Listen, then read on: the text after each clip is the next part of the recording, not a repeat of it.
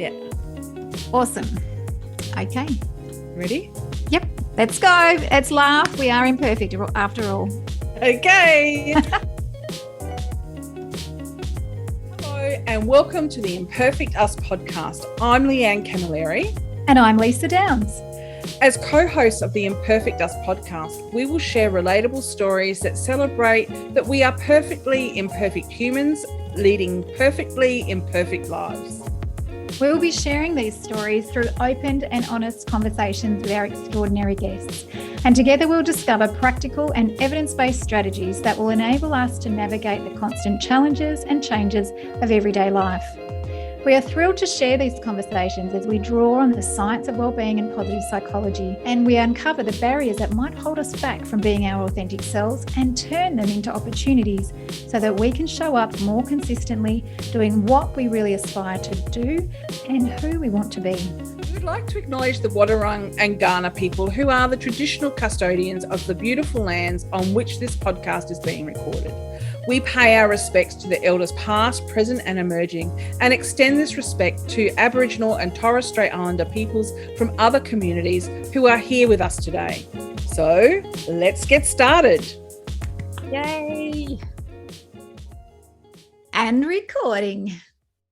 I'm thrilled to welcome our next guest, Edwina Ricci. Edwina is an experienced leading teacher and advocate for positive education and community engagement.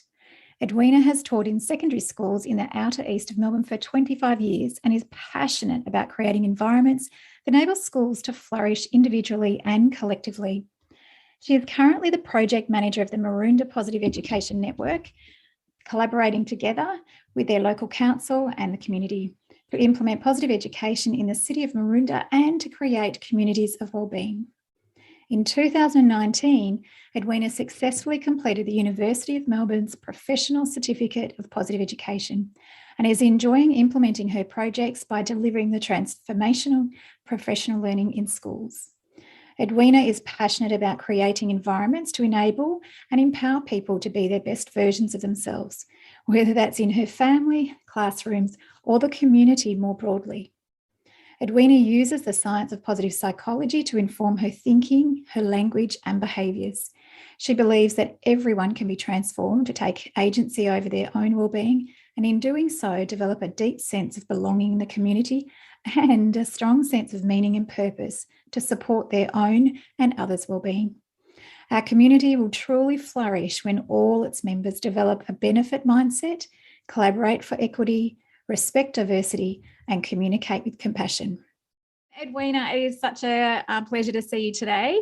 And we're just so grateful to have you on the show with us because you're just a beautiful woman and we love having you in our lives, and it's wonderful. So welcome to the Imperfect Us podcast. Thank you. Thank you for having me.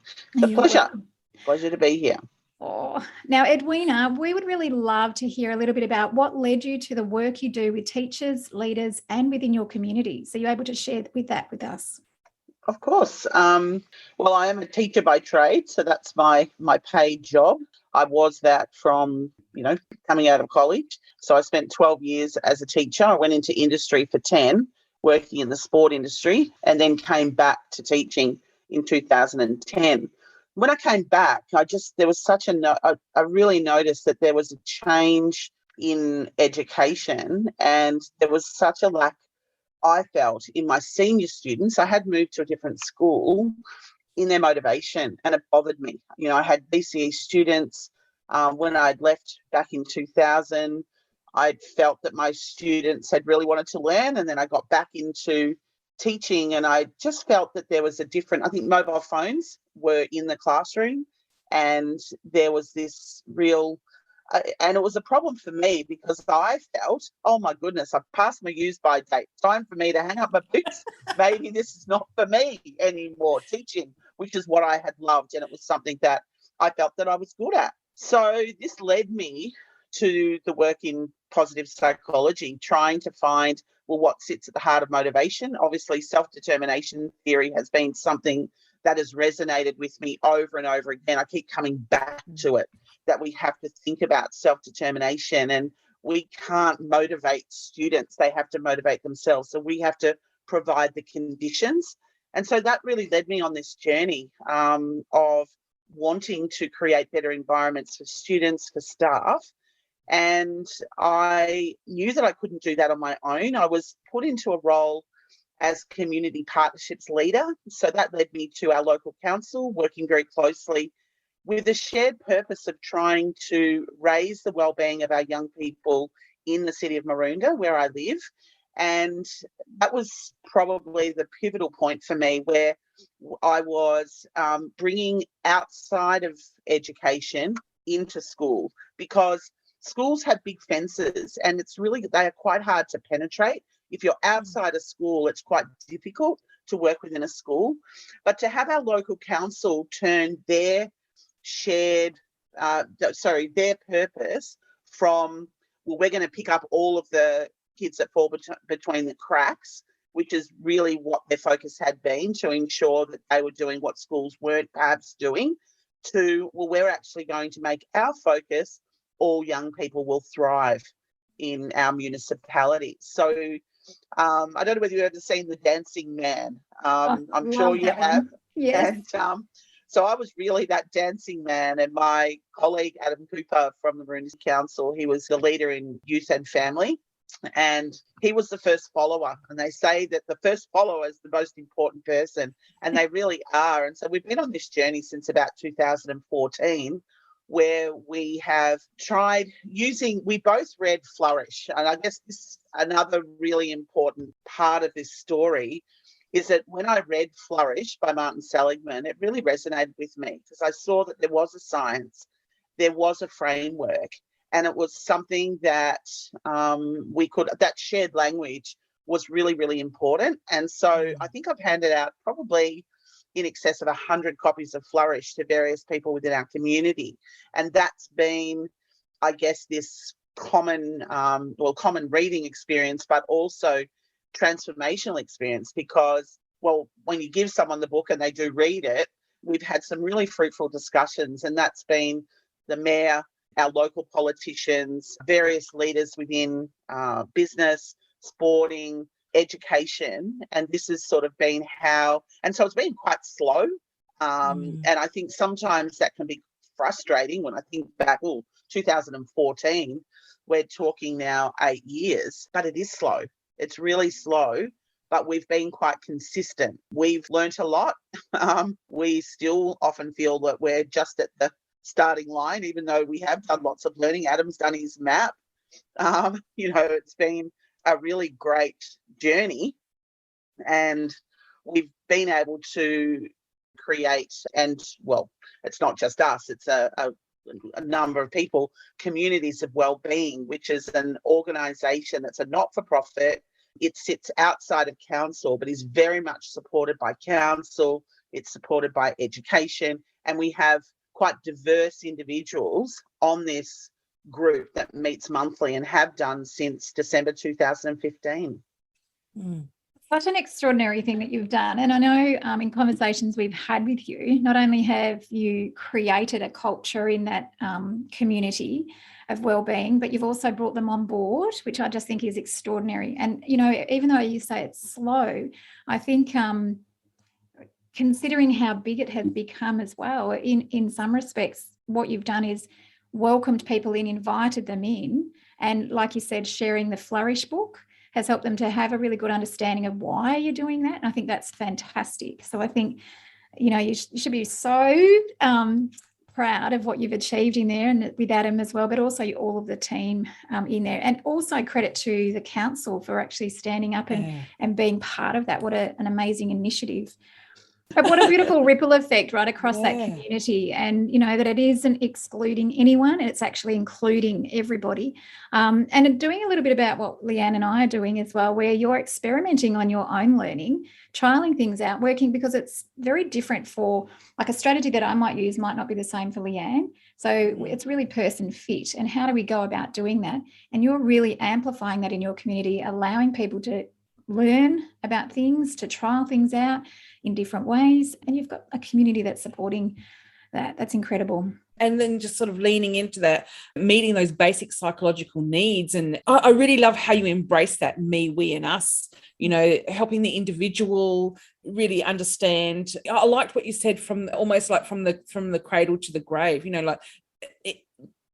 empowering the individual to understand how to, take care of their well-being, how as a family we can, or as a school, we can sort of support each other's well-being. And then as a community, it really has such an amazing impact, and it's so exciting to hear. And I that whole taking time, seeds take time to grow, don't they? And I think that's one of the frustrating things. I know I experience that all the time myself. But once you start to see it sprout, so once you start to see that progress, it must be a wonderful, wonderful feeling.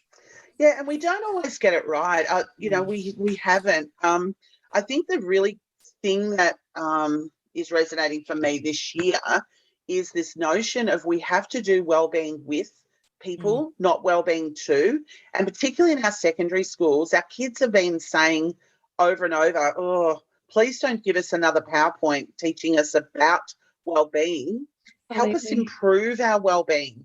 And so I think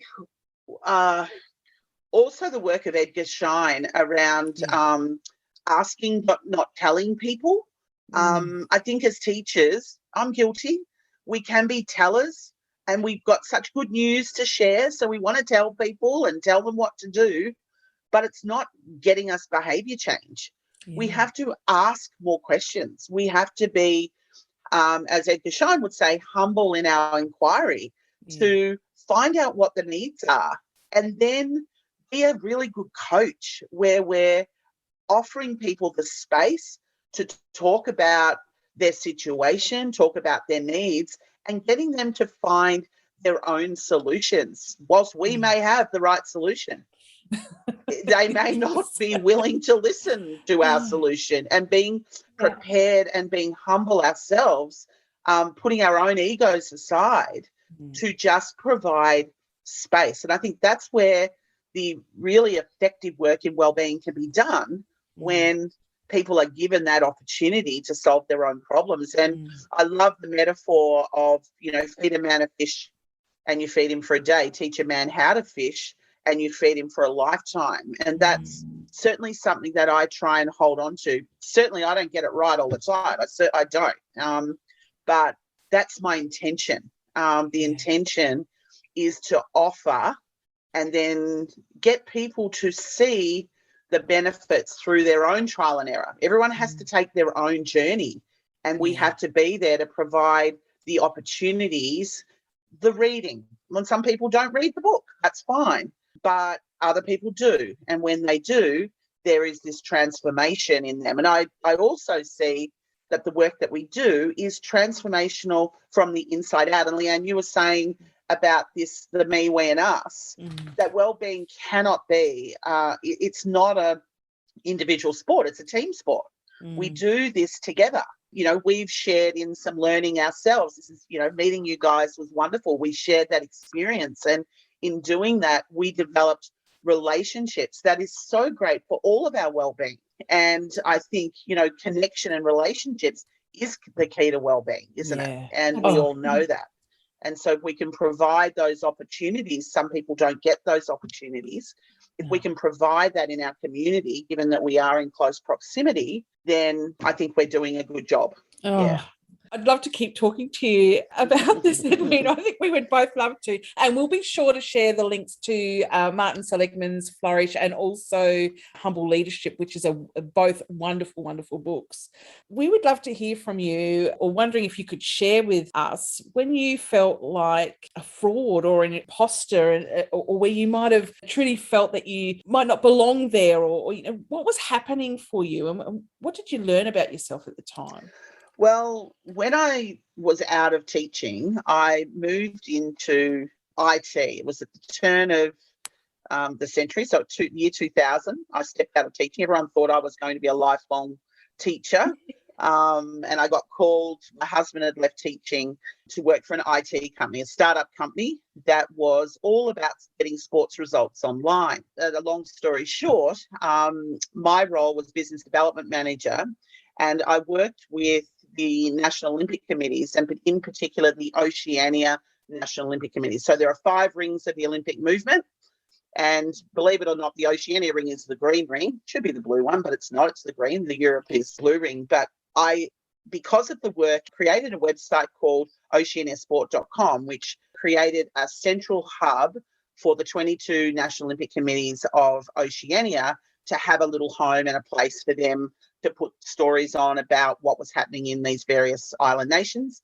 Australia and New Zealand were linked in, but it was more the countries that didn't necessarily have the same capacities to be able to share in this technology. So that was built over time. And I was invited to Africa to chat to all of the National Olympic Committees in Africa about our IT solution. And I felt quite fraudulent because IT wasn't my specialty, and I continued to be a learner in this space. However, I had to get up in front of all these National Olympic Committees, so the presidents and the secretary generals of all these countries in Tunisia.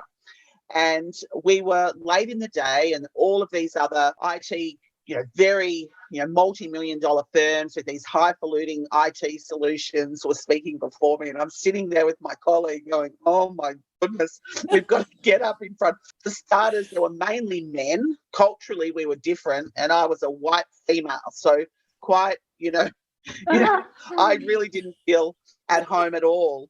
And my colleague kept saying, it's fine. They probably don't understand what all of these other people are saying. Just get up there and be yourself. But I was really quite worried that what I had to say was, 1, not going to make sense, but 2, just wasn't going to resonate. And who was I to be telling these people when I wasn't an IT? So, here I am standing in front of, all of these nations with wanting to give them something that was going to really benefit them. I really did feel like an imposter. But once I got up there and I stood up there, and rather than focusing on the technology bit, which really we had created something that was a lowest common denominator solution in terms of it didn't require high broadband, or it just, it was minimal and minimalist to be able to give the best outcome, which was to be able to create communities, to be able to connect and to create a type of collaboration. And so at the end of it, I had them come with their little USB sticks wanting to get a copy of the presentation. To me, that was a success because they wanted to have that presentation for themselves, which was quite nice. And we got, some really good accolades for the fact that after that whole day of them really not understanding what everyone else was saying, and certainly not being in a position to embrace any of those other highfalutin solutions, that there was something practical that they could implement themselves and perhaps could do themselves. Maybe they saw me as a person that was pretty ordinary, and therefore they felt that they could perhaps do what I was doing. So I took that as a compliment. But I definitely felt like an imposter, and I'd flown, right across the world to be standing in front of these people in Tunisia. It's some difficult, challenging feelings to have. But I guess, and, the research, obviously the current research where you channel that energy into perhaps being more relational and really just being yourself, that you can actually have some positive outcomes. And I certainly saw that happen. And I was delighted that, people came and spoke to me at the dinner the following night and all of that. So, that's one example. I have had plenty. So, and we all have, let me tell you about that. That's such a great example, though, of thinking about your audience and that, you've sort of built that up, and then thinking, what have I got to offer? But in actual fact, you had a lot. And I'm just wondering, when you were explaining the story about them coming up to you afterwards, I wonder if they had imposter syndrome, thinking, oh my God, we can't how can we possibly be as amazing as Edwina? That's such a great point, Lisa. And Edwina, you mentioned about the energy that sort of comes from that whole imposter feeling. We talk a lot about Adam Grant's work around, that whole think again. And when you're in that moment of that imposter moment, it can be, you can feel, quite... I liken it to feeling like I want to just sink into the earth, like just suck me up now. Like I just don't want to be here. But when you sort of understand that, that's because you care, or, how can I flip this around and how can I work with it? Like you did in this amazing experience. Wow, like that's just wonderful. Yeah. Yeah, and I was just going to add to that too. I was just thinking of when you were talking about Adam Grant, he talks about that, especially with the new research from Basmina Tufik, is that it's that psychological fuel that can help you turn from being that fear and into changing that, which is what you did, Edwina. And they also call that confident humility. So the confidence is, knowing that you have the ability to achieve that goal, but also the humility to really question whether you have the right tools at the time. And you did. And so you were able to do that. And you still know that maybe you haven't got it perfect yet, but it's, you've got the capabilities there. It's that belief. So I really love that. And I love it's going to stick with me forever, that confident humility. That's what I'm going to try and go into 2022 with, confident humility. Yeah, I think it's really important notion of confident humility, and certainly Adam Grant's latest work on Think Again. I've just finished listening to it, Leanne, and it was so challenging, that fact that we can rethink and we can change our ideas, and they evolve over time. And I think sometimes I, have felt, and this is part of, I guess, my own insecurities, was thinking that, why can't I just land on something and stay there? And I now feel I have the permission that I can keep changing. It's okay. And that actually it's not a bad thing to be thinking and challenging your attitudes and your beliefs, because they may not be right. And so I feel I go into 2022 a little kick in my step, because I had felt that was a bit of a limitation in, that I was hungry for more information and wanting to add to what I know. And I now feel I want to be seeking that. So and I know Adam Grant really does encourage us to be wanting to be learners, and that we should be on this pathway of continuing this lifelong learning and seeking and asking questions, and really good questions to interrogate what we think. And, is it helpful? Isn't it helpful? And how can we just continue to be better? And I love it. And I love his idea that we don't talk about best practice, but it's better practice, and constantly wanting to be better. And that's what I'm hoping that we can do here. And I can share that with my community here in Maroondah. You know what? I think that's a clever strategy, that confident humility, like you say, because there are 3 things that stood out for me in that book as well. That confident humility can motivate you to work harder. It can motivate you to work smarter, and it makes us better learners. Having some self-doubt encourages us to seek out insights from other people, which then is that relationship piece. And the more you learn, the more you grow. And I love challenging your beliefs. It can be scary, but there's that learning. If we have a love of learning, which we do, it just makes everything so much better. So I love that, better practice. Well done. And I think it's helpful for people that they don't, sometimes people may look at us and think, we do know a lot, or, that there is, they don't see the imperfection that we see. And that when we can be humble, confidently humble, it's real, it's authentic. And I think authenticity is what builds trust. And people will then seek us out rather than seeing that they're going to get non-judgment. I think that's really important too. This idea, with our humility, that there's unconditional positive regard, with the people that we're interacting with, and that we don't judge anyone for what they do know or don't know or do or don't do. That we can have a discussion and share our vulnerability. That is just so important to building high quality relationships. And that's, I guess, what we all seek, is having these connections in our lives that are sustaining. Again, it comes back to the fact that we can't do wellbeing on our own. We have to do it with others. And therefore, there's intentionality there on our part. We have to give in that, but we also have to receive. And sometimes that can be the hard bit in that receiving.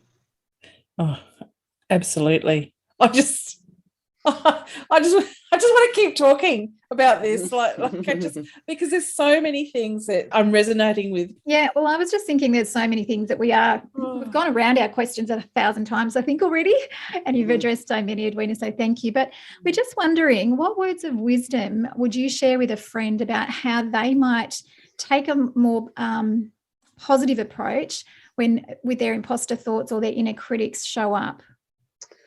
Look, for me, I think self-compassion was a game changer.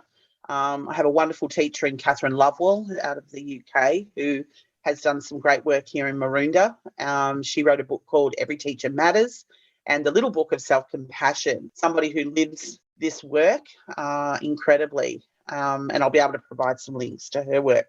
Just being able to think about what is the kindest thing I can do for myself right now. So that's a self-awareness of what I'm feeling. And that has been incredibly helpful for me, because I am a person that wants to please others. I can work tirelessly in making sure others' needs are met. I guess that's part of being a mum in a family. I have 3 daughters and a husband, and wanting to just, I guess, do the right thing. And at times thinking around, well, what is the kindest thing can I do for myself right now? May not be to do that, stay up that extra hour or go to that event that I need to go to, but learning to say no. That's not a word that's come easily to me. But once I understood self-compassion and gave myself the permission to feel and understand my own feelings and then respond appropriately to those, so that I am starting to think about my own well-being, because it's taking the oxygen mask first. Can't look after others unless I look after myself. And I know, Leanne, we've had discussions about this where we are working in this field of well-being, and yet sometimes we're not doing enough for ourselves. And that was a huge, I was sick a couple of months ago, and it was a reality check for me. Okay, then what do you need to do? And so I'm putting into place some things that I need to do to get my physical health back on track. And that involves not just me, but involves others in my life as well, to have an understanding of, the journey that I'm on, or have an understanding that I'm not going to be as available. So self-compassion, Lisa, I think would be a thing that stands out to me. Absolutely. And I think I sort of agree with you there too, because it's been a game changer for myself. I was always a giver, as Adam Grant would say, and I used to just forget. And even though I know that these are the things I need to do for my well-being and just to keep up, I was struggling at one point and realised that I wasn't being compassionate about myself in any way. Even with imposter syndromes, I would used to actually believe them and think, well, I can't do that then. Compassion has been a really big, I suppose, core part of my growth in my own well-being, and also researching and understanding imposter thoughts. I think that's been a huge game changer. So thank you. And that whole saying no, Edwina, how hard is it to say no? But how powerful is our yes when we do say no? Yeah, it is really hard. I find it incredibly hard, because I feel like when I say no that I've failed in some way, and I don't like that. And so I think for me too, is getting comfortable with discomfort and understanding, understanding my values has been a really big thing for me too, what I value, and seeing that my values provide signals to me of, in the form of my emotions, and being able to cut those off and understand those a little bit more, being more a scientist of my own being. And that has been incredibly helpful because in a non-judgmental way, just understanding that that's who I am, and without, judging myself. And I think that helps with the imposter thoughts. It also helps when we're struggling to see that common humanity, and that I'm not the only one. I think sometimes we think we're the only ones, particularly the whole imposter thing. But we're not the only ones. It's a common thing, and we just, I think unconditional positive regard and knowing people are, Brene Brown's, everyone's doing the best they can with what they've got right now, and really believing that then enables us to have this unconditional positive regard, to understand that people have the right intentions. If we assume people have the wrong intentions, then of course we're going to think everyone's going to be mean on purpose. That's right. But often there's not intent. And if we can see that there's no intent, this is where our friendology training is just so beautiful, because it talks about the difference between a friendship fire and a mean on purpose behaviour. And whilst we're teaching that to children, it's so relevant for us as adults. If we assume that there's positive intent, then we don't think people are being mean on purpose, that it's just a misunderstanding, and we can soon resolve that. I think another really important point I'd like to make, and that's been a game changer for me, has been the importance of gratitude, and this notion of Kerry Howe's that gratitude and resentment cannot coexist. I think resentment does bind us up as individuals, and it's just not helpful for us. And so when we can overlay gratitude to resentment, so we're feeling resentful about someone or a situation, but that we think about something we're grateful for that person or the particular situation, that resentment dissipates. And I think that is an incredibly helpful thing for people, because what are the things that create discomfort for us? Well, obviously resentment does. It binds us up. And so the use of gratitude, and Kerry Howe's work is just incredible. As 20 plus years she's been studying gratitude and the benefits of gratitude in how students focus at school, how we create better relationships, just so many different benefits to gratitude, but linking it. And her latest book is called Untangling You, and it focuses on just this piece between resentment and gratitude. So I'd strongly recommend that too. Thank you so much, Edwina. While there are more open and honest conversations about how we can best support the application of wellbeing and learning in our educational organisations, are you able to share your thoughts or a suggestion about how we can better support the wellbeing of others and the context they live, learn and work in? I think for me, context is really important. I think when we started our work, we were very much focused on content and individual wellbeing. And I think now we're moving more, I guess, as we're creating the us version of wellbeing in Maroondah, is thinking of context and collective wellbeing. So I think when I'm speaking with individuals now, it's coming back to this whole coaching philosophy of giving compassionate communication, where we're listening to what people's needs are. So what are people's needs, and getting people to articulate what their needs are, and then supporting them to come up with their own solutions. It possibly is more time consuming, but I think it's more sustainable. It's creating that fisherman.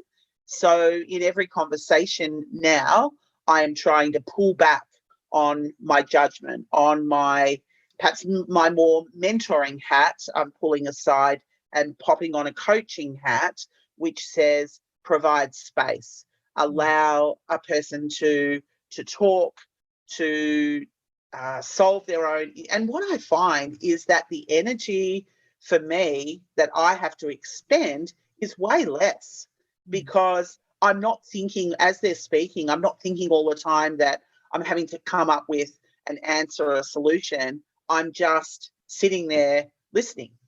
And it just takes so much less bandwidth on my part, which means I can do it for longer. And so I think for me that everybody is a champion of their own context. And I guess when I'm thinking about our whole community, it is knowing that there's all these experts of their own context all over the place. And what potentially we have as part of Communities of Wellbeing is a language for people to be able to take with them. So if they're prepared to do some learning, we can invite them in to do some learning around a framework of wellbeing. We've chosen PERMA because of our reading of Flourish, and then getting them to see how they can apply it in their own context to make a difference. And it's quite different, a sporting club to a business to a classroom. The nuances there of the individuals that make up that community are quite different. And so the person who holds that expertise in the context is the person that has to make the change. So I guess I'm also learning that it's not about me coming as an expert into various contexts, because I'm not an expert in the context. I might be an expert in the content, but it's my job then to help the person who is the champion of the context. Does that make sense? Yeah. I really love that you've brought up about that coaching, because it reminds me of, schools are really trying to amplify that agency in schools where they have that voice, they've got choice and that ownership of their own learning journeys, I suppose you could say. And coaching enables that. So they can still learn about the content, but then apply that a little bit more in their lives and in at school too. Yeah, I think the wellbeing agency is a big thing for us. We shifted our conversation from positive education to wellbeing literacy, knowing that because positive education can be quite a confusing term for some. And so the notion of wellbeing literacy, if you think about wellbeing as having its own language, which we do, and the fact that we have to communicate to get the benefits of it, is a really important factor. But once we've got that literacy, we then have to use it, just like a fisherman. If a fisherman's got skills to fish, they still have to pick up the rod and launch it into the ocean to be able to pull out their fish. And likewise, if we want the benefits, we want to be well, we have to have an intentionality every single day to create wellbeing not only for ourselves, but for others too. So every interaction matters is another little mantra that we go by, that small or big, and often the smallest ones can have the biggest impact, but every interaction matters. So how do we talk about plumbers and electricians here. Do I want to be a plumber where I'm sucking out energy or a de-energizer, or do I want to be an electrician lighting people up? And so this notion that every interaction matters doesn't matter about our context, does it? We go into these interactions hoping that we leave somebody better than we found them. I love the concept of the plumber sucking the energy out and the electrician lighting you up. And I immediately thought of Professor Jane Dutton's work on high quality connections, which is exactly that, isn't it? It's uplifting positive interactions that help us move forward. Apologies to all the plumbers, because I'm sure there's some very sparky plumbers out there. It's really a metaphor. It was a really good way of explaining it, though. So thank you. Absolutely. Thank you so much for all of those books that you've already shared that we will put into the show notes. But I'm just wondering, is there another book, podcast, or TED Talk that you would recommend to our listeners today?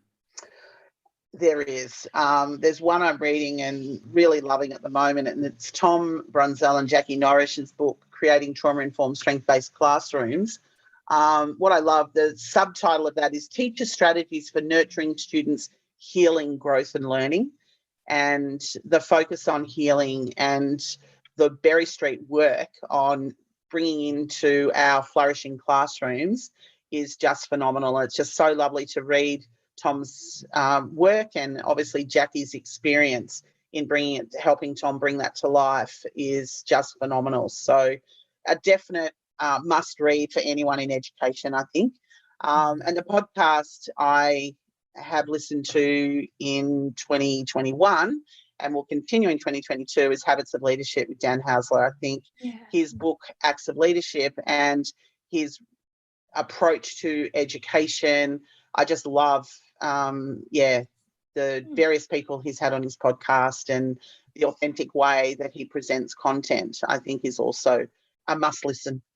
I'm sure that there's a lot of people who'd be interested to know how they might get in contact with you. So where is the best place for people to find out more about you and the incredible work that you're doing?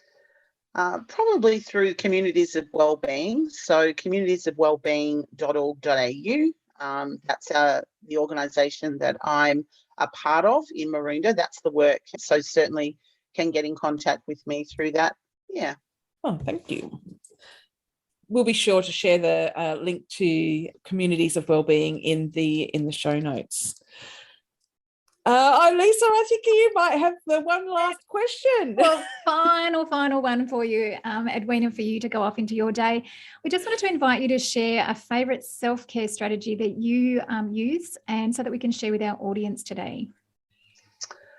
I think my self-care strategy is about quality connections. So when I think about I love the 5 love languages and quality time. Each of my girls have quality time as their number one strategy. So when I think about the time I spend, I try and spend quality time rather than time. It's quality time, because I find that to be incredibly energizing. And so I don't worry about how much, but I do worry about what that time looks like. So my eldest daughter and I are catching up for dinner on Thursday night, which is really exciting. And I really find that that's a wellbeing strategy for me, is being able to spend time and good time catching up, and that one-on-one time I find really special, knowing that that's her love language too. So I find that it's a bit of a give, but it's a receive as well. Thank you so much for sharing that, and what a privilege it has been to speak with you today, Edwina. We have learned so much from you, and I am sure that our listeners today will just be forever grateful, probably have to re-listen to it several times. So thank you again. Thanks for having me. Oh, wow. I know, that woman is just so incredible. I love Edwina and always have, and I feel so much richer in my life with her in it. She's just so humble too. I always love, coming together with Edwina, because in other circles we do work with Edwina, and I always love her wisdom. The things that come from her are just, I could listen to her all the time. Same. Actually, I have imposter syndrome when I'm around her. Me too. Oh, I know. But she's such an amazing human. She has so much humility, and she has such a giving presence about her, that she's always wanting to improve the lives of others, and she's willing to do whatever that takes. And I just think that's so incredible, and what a gift. Yeah, and that's something that she said was really a mission of hers, wasn't it? I when she talked about being up in front of the people for the Olympics, I thought, wow, like, can you imagine that? Like, feeling way out of your comfort zone perhaps in an industry where diversity for women is probably not embraced, and to be to have those people coming to her and asking, can I have a copy of your slides, must have been just so rewarding at a time when you feel like the imposter is visiting. So, and how well that she overcame that too, where she didn't really I suppose, overcome it, but she stood up in such a growth mindset way. Yes. And also that real awareness of herself to say, well, actually, I've got nothing to lose here because I have a lot to offer. Yes, there might be some diversity issues here, particularly as a female. However, I've got something to offer that I think might help improve some of their things that they were working on. And she stood in that discomfort, didn't she? With that belief in herself. And I really liked hearing that from her. Well, that's sort of where that confident humility comes in, doesn't it? Where when you're confident, you have the ability to achieve a goal. So she knows she can do that, but in a really challenging spot. But then she's got the humility to know and to question, what it is, what tools that she needs to overcome that. And she did that so brilliantly, which was, why she was so successful. That real sweet spot of confidence. Yeah. And I just love all the things that she's doing. I love, that whole dancing man. Is that Simon Sinek's? I think Simon Sinek's. He does talk a lot about it. Yeah, but there's a lot of that in a lot of leadership training. Yeah, where it is actually at a music festival, where there's one man dancing, and everyone's laughing at him. Yeah. And I think there's been another takeoff of that for one of the advertising things. But it's the second person who joins that man who just shows, hey, this guy's onto something. Yes. And then all of a sudden the crowd just starts coming and it becomes the thing to do. Yes. That's a phenomenal thing. And you can see how, imposter thoughts might play there when you're the dancing man, so to speak. You're the one that's dancing there and there's no one joining you, and you believe so strongly in planting these seeds and eventually someone comes along and joins you, and eventually you see becomes the norm, doesn't it? Yeah, and you see it begin to grow, and what amazing things they're doing in her community. And I think for me, what when you read right behind with Edwina, she talks a lot about the benefit mindset that Ash Buchanan has actually, that's his theory, adding on to Carol Dweck's the growth mindset. Yeah. And what the benefit mindset means is when I make those choices about doing something for my well-being and so forth, is there an element that it actually serves others or the environment, like somebody else, not just myself, but what is that ripple effect moving forward? And so I just love that part of what she was saying. I guess that feeds then to our, meaning and purpose, doesn't it? Yeah, and that agency of allowing people to have their own voice and have a choice in what they're doing, and that real ownership of making their plan for their well-being. Yeah. It's, very, very important. Yeah. And what about what we were discussing this just before about, a real standout is that well-being with people, not to them. Yes. So not teaching them, like pushing that onto them. It's giving them the capabilities to work out, well, how can we use the knowledge, experiment, and then see what else happens from there. Oh, and I love that. Like when I think about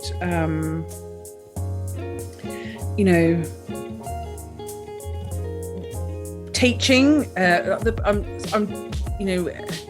she talked about not so much teaching, rather doing it with and bringing people along, I guess, for the ride, so to speak. And I can see where whatever part of the arena you're playing in, it with that approach, there's bound to be success. And I think that permission to fail is also good, like being in that scientist mind where you're playing around with those ideas, you're learning about it, and then you're living it a little bit, and then what does that look like in your own life?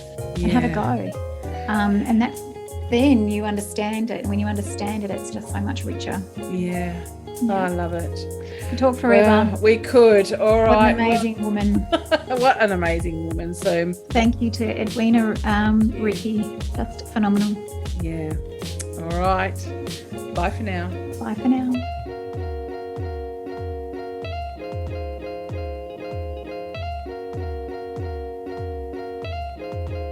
And thank you for listening to the Imperfect Us podcast. As always, we are extremely grateful for our executive producer, Brenton Ainsworth, for helping us to put this episode together, and the incredible music throughout the show.